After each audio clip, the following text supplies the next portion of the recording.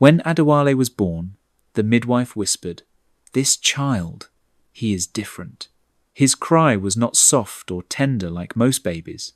It was sharp, commanding, as if the world already owed him something. His father laughed, proud of the sound. "My firstborn! He will be the pillar of this house!"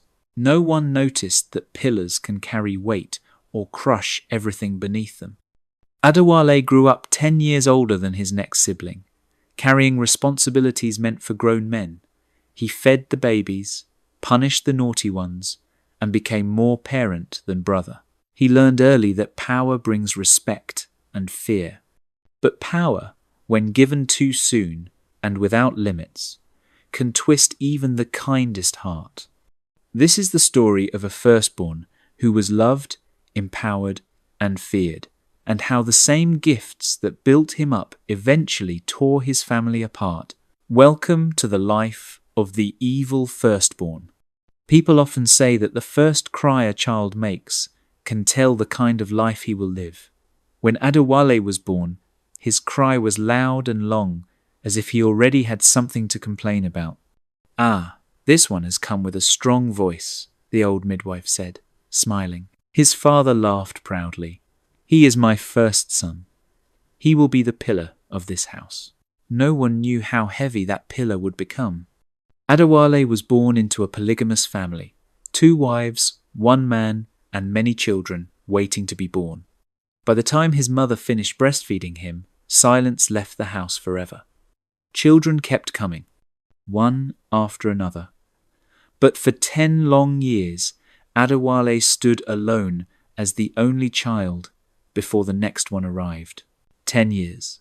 By the time his immediate brother was born, Adewale could already fetch water, sweep the compound, and cook simple meals. "Wale, carry your brother," his mother would say, placing a crying baby on his back. "Again?" Adewale would murmur, tightening the wrapper around his waist. "You are the firstborn," she replied softly. "You must learn early." Those words followed him everywhere. When other children were playing football in the dusty field, Adewale was at home washing plates. When laughter filled the streets, he was rocking babies to sleep. Sometimes he would sit alone behind the house, watching the sun sink slowly. "Why am I always the one?" he asked himself. "Why must I grow up so fast?" But no one listened to his silent questions. As the years passed, Adewale became more than a brother. He became a commander. "Don't go there," he would shout. "Sit down and read. If you cry, I will deal with you." The younger ones feared him. They obeyed him faster than they obeyed their parents. His father noticed this and smiled. "This boy has sense," he told visitors. "He controls the children better than anyone." That praise entered Adewale's heart like sweet wine. "So I am important," he thought. "This family stands because of me." Soon, his parents trusted him too much. "Wale, make sure they finish their chores. Wale, punish anyone who disobeys. Wale, you are the firstborn." No one taught him where responsibility should stop. Power settled quietly inside his chest. One evening, after beating a younger brother for breaking a plate, Adewale stood alone in the dark corridor. The boy was crying in the room. Adewale clenched his fists. "I didn't want to beat you," he whispered. "But if I don't control you, who will?" Yet deep inside, something else spoke. "They fear you now. They must obey you." That night, Adewale slept with a strange smile on his face. The child who was forced to grow up had begun to enjoy control, and that was how the seed of darkness was planted. Not in hatred, not in poverty, but in too much power given too early to one heart. Power does not shout when it enters a person's life. It whispers. By the time Adewale turned 15, everyone in the house answered to him. His word carried weight. Sometimes it carried fear. "Where are you going?" he asked one morning as his younger sister Sade tied her slippers. "To Auntie Bisi's place," she replied softly. "Did I permit you?" Adewale snapped. Sade froze. She slowly untied her slippers and sat down without a word. Their mother watched from the doorway. "Wale," she said gently, "let the girl go. She has finished her chores." Adewale turned to her, surprised. "Mother, if we don't control them, they will be useless tomorrow." His mother sighed but said nothing. That silence fed him. Soon, Adewale no longer waited for instructions. He created rules. He decided when the children ate, when they slept, and when they spoke. He punished them for small mistakes, spilling water, laughing too loudly, asking questions. "Why are you always talking?" he barked at one boy. "I just asked." "Shut up." The children learned to lower their eyes when he passed. Their father was pleased. "This is good," he said one night, nodding at Adewale. "You are keeping order in this house." Adewale felt his chest rise. "Order," he repeated in his heart. "Yes, I am the order here." He began to believe that without him, the family would fall apart. Sometimes, late at night, he spoke to himself. "If I don't stand strong, who will? If I am not firm, they will destroy this family." But firmness slowly became cruelty. One afternoon, his younger brother dropped a bowl of soup. It broke loudly on the floor. "I'm sorry," the boy cried. Adewale did not listen. He raised his hand and struck him.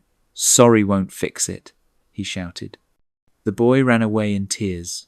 That evening, their mother confronted him. "Wale," she said, holding his hands, "you are becoming too hard. These are your siblings, not your servants." Adewale pulled his hands away.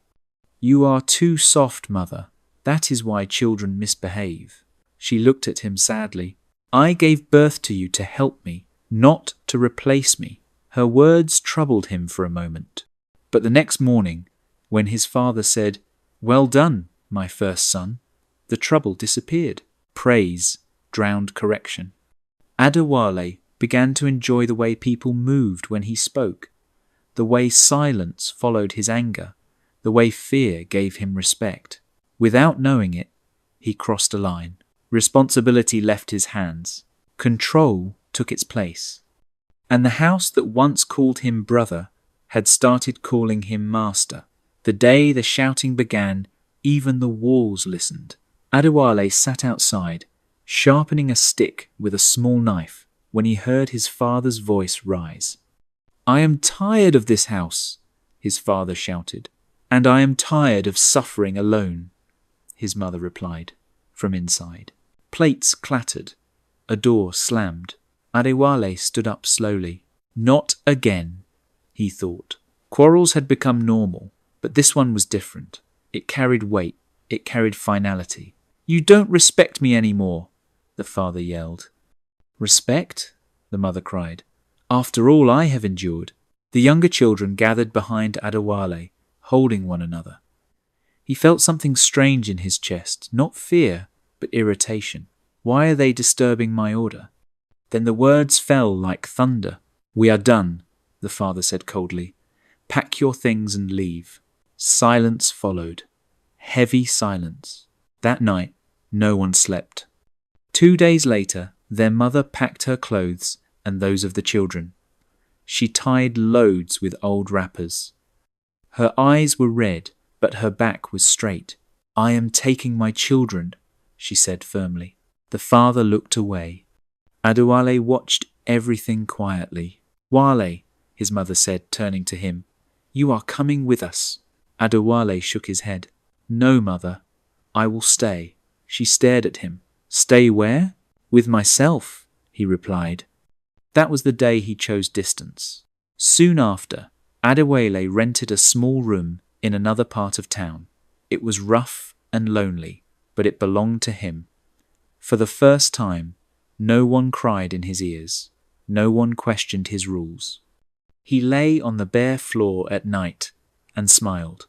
Peace At last, he told himself, no noise, no weakness, but sometimes, when the room was too quiet, memories knocked. He remembered carrying his siblings on his back. He remembered their laughter. He pushed the thoughts away. I am not responsible anymore, he whispered into the darkness. Meanwhile, life was hard for their mother. She struggled to feed the children. Adewale heard about it, but he stayed away. They must learn strength, he said when someone mentioned it. He visited occasionally, not to help, but to command. Why is this place dirty? Why are they behaving like this? You are raising them wrongly. His mother looked at him one day and said softly, Wale, I am losing you. He laughed lightly. You raised me well. I am strong. But strength without mercy had already taken root. The family had broken in two. And Adewale stood in the middle, no longer a son, no longer a brother, but something colder. Adewale did not wait long to marry.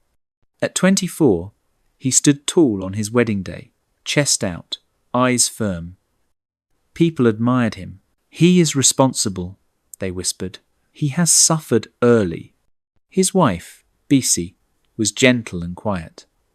On the night of their wedding, she asked him softly, Will we live in peace?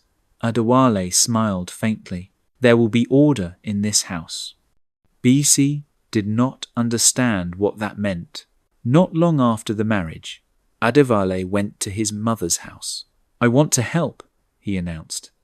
Send some of the children to stay with me. The mother hesitated. Wale, they are still young. They will learn discipline, he replied. Hope blinded her, she agreed. Soon, his house was full of young feet and tired hands. The children woke before dawn. They swept, washed, cooked, and ran errands. Move faster, Adewale shouted. Is this how you clean? Don't talk back. They ate after everyone else. They slept last. At night, Bisi watched silently as the children collapsed on the floor. Husband, she whispered one evening, they look exhausted. They are being trained, Adewale replied sharply. I suffered more than this. One day, a boy broke a cup. I'm sorry, brother, he cried. Adewale slapped him. Bisi gasped. Please, that is enough. Adewale turned to her. Do not interfere in my family matters. Fear entered Bisi's heart. Word reached their mother. She came to the house, tired and worried. Wale, she pleaded. They are not slaves. Adewale stood tall. I am shaping them. If you couldn't control them, I will. The mother wept quietly.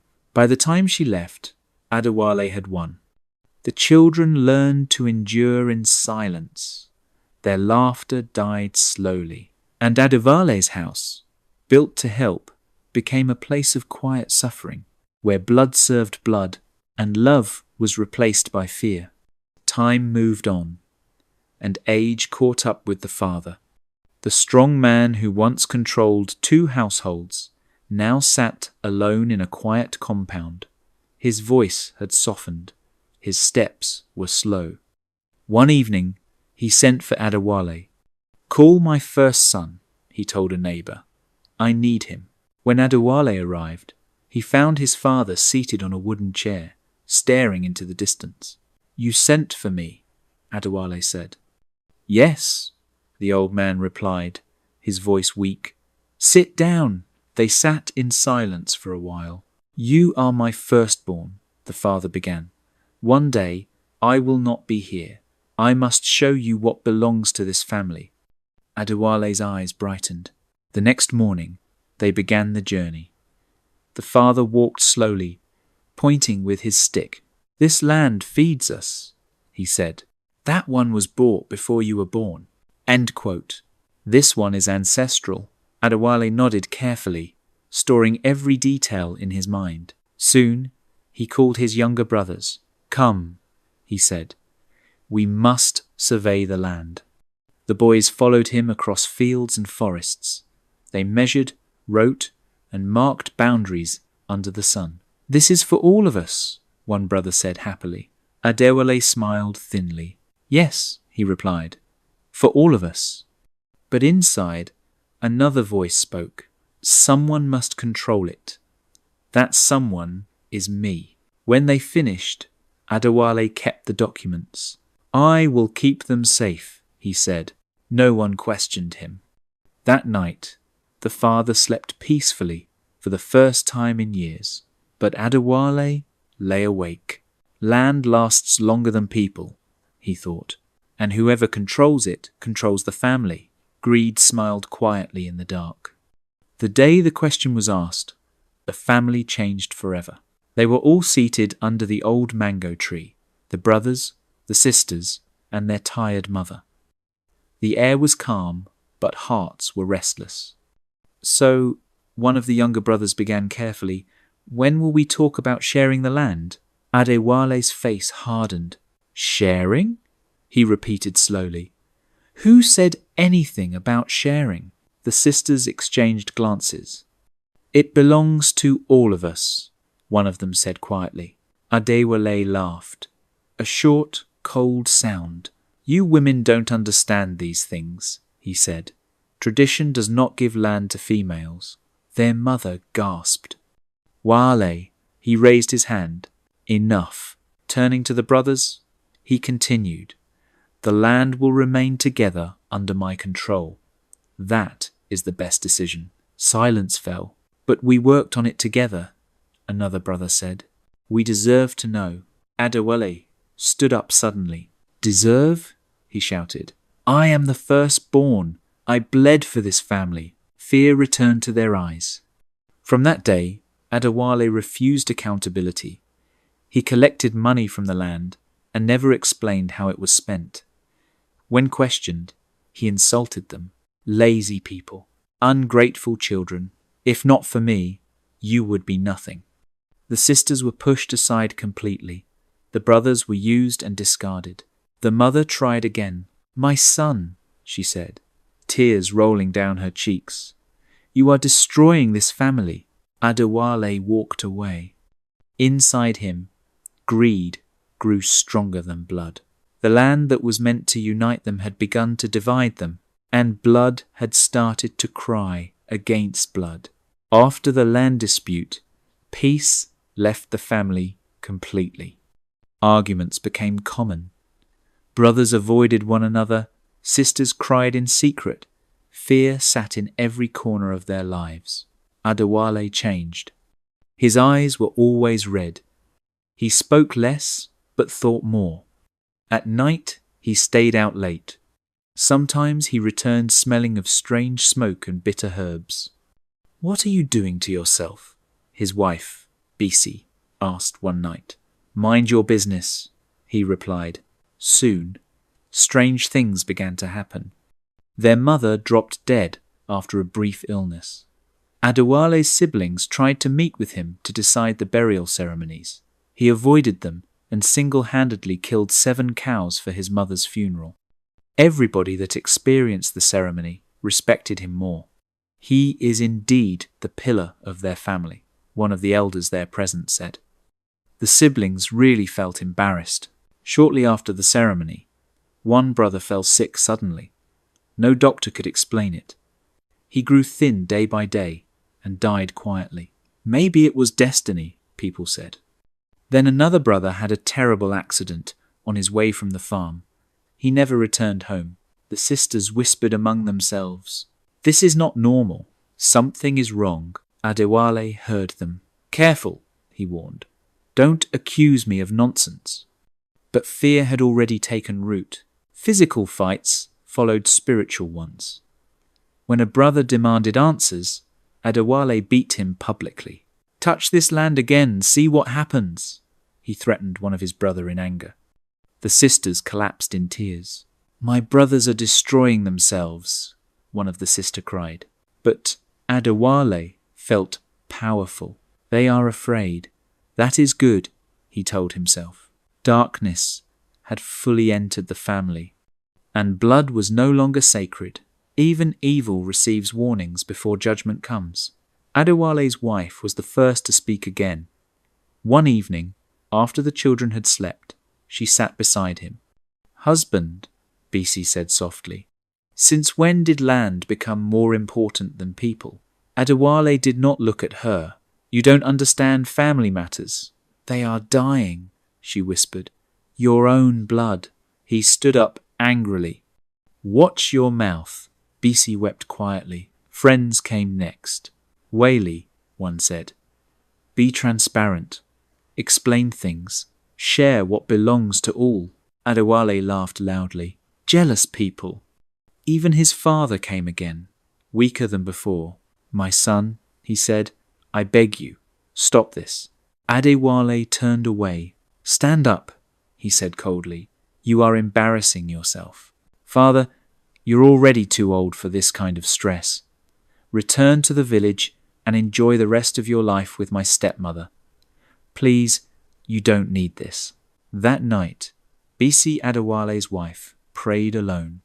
"God," she cried, "touch his heart before it is too late." But Adewale's heart was already stone. Every warning was rejected. Every plea was ignored.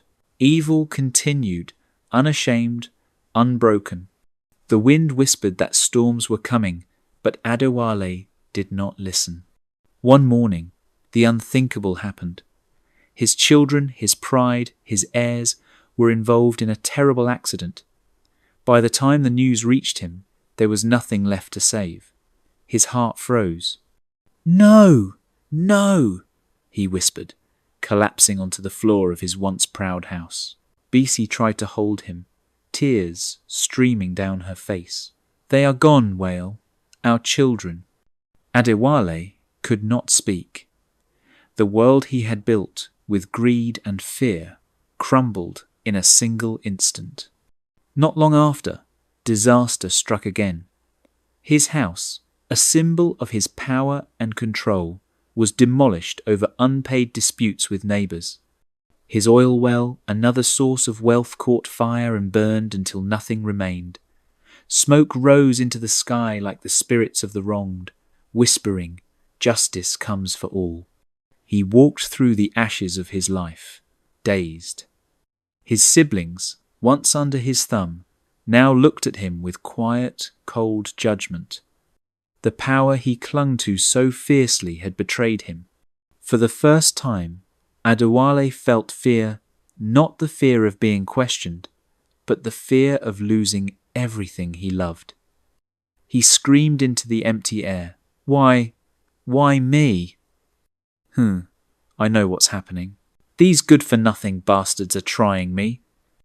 Who is deceiving them that they can attack me? Who? I said, who lied to you?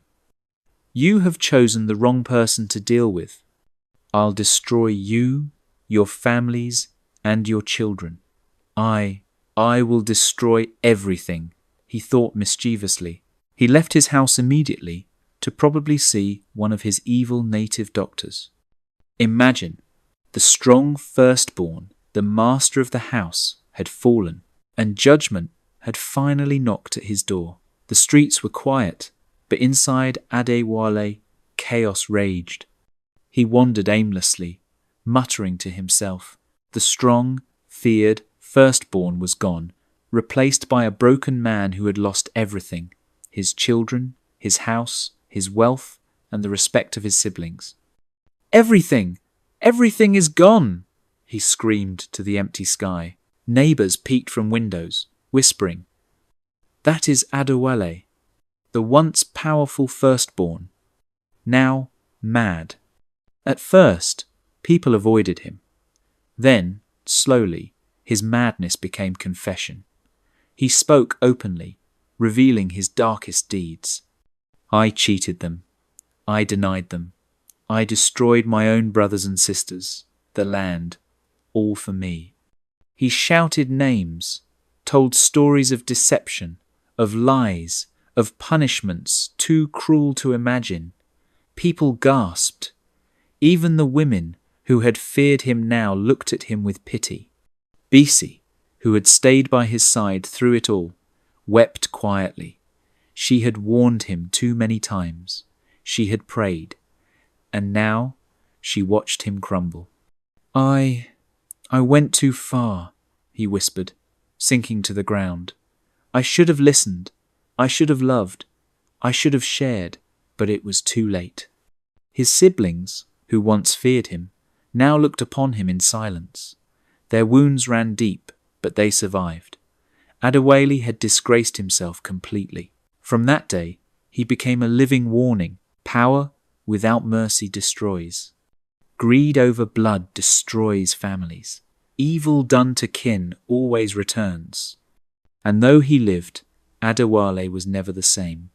His laughter died, his pride was gone, and his name became a lesson whispered to every firstborn in the village. Sometimes, late at night, people still hear him in the streets, confessing, repenting, and begging forgiveness from the shadows. He had wronged. The child who became a master had learned too late that true strength lies in love, fairness, and humility. Adewale's story is a warning whispered through the walls of every home, every street, every family tree. Power without mercy destroys, greed divides blood, and evil always finds its way back. But the tale does not end here. Shadows still linger in the village, secrets remain buried, and the consequences of one firstborn's choices continue to shape lives in ways no one fully understands. Will the next generation repeat the same mistakes, or will they learn from the ruin left behind? Have you experienced any firstborn like Adewale before, or did you grow up with any? What have you learnt from this story personally? Feel free to like, comment and share this video with all your loved ones. Don't also forget to subscribe to this channel for more family stories. Thanks for watching and see you in my next video. Bye for now.